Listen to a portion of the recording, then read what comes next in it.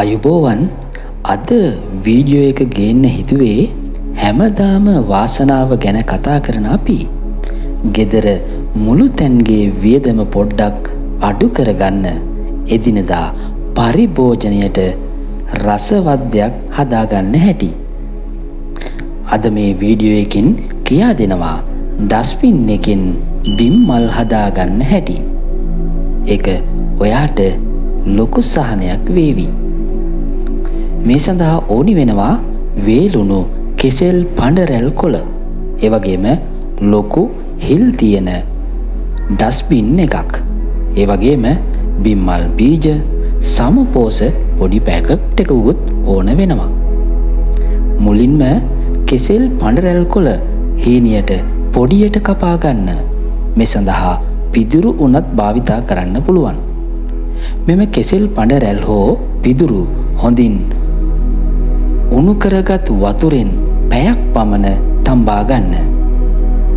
ඊට පස්සේ මේවා හොඳින් මිරිකලා වතුර ඉවත් කරගන්න.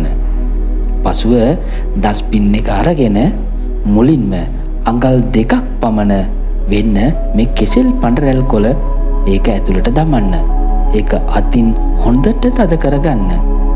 ඊට පස්සේ මේකට උඩින් සමපෝස ස්වල්පයක් ඉසින්න.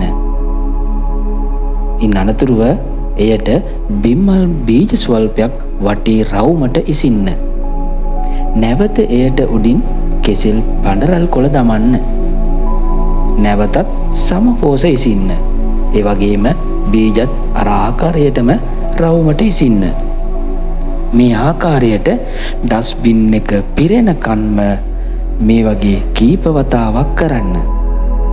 ඩස්බින් එක පිරුණු පසු එය කළු පාට බෑගයකින් හොඳින් වසා ගන්න. හරියට සීල් වෙනවා වගේ වහගන්න. මේව සීල් කරගත් මේ ඩස්බින් එක කරුවල සිසිල් තැනක දින 10ක් පමණ තබන්න. ඉන් අනතුරුව අර කළු ඉටිරෙද්දකින් වසාගත් ඩස්බින් එක ලිහලා ඉවතට අරගෙන සිසිල් තැනක තබන්න. මේ සඳහා වරින් වර වතුර ස්ප්‍රේ කරන්න. සතියක් පමණ යන විට බිම්මල් ඔබට දැක ගන්න ලැබේවි. මෙය ඉතාමත් සෞඛ්‍ය ආරක්ෂිතයි. ඒ වගේම ගෙදර වියදම අඩු කරගන්නත් කදිමෙට පුළුවන්.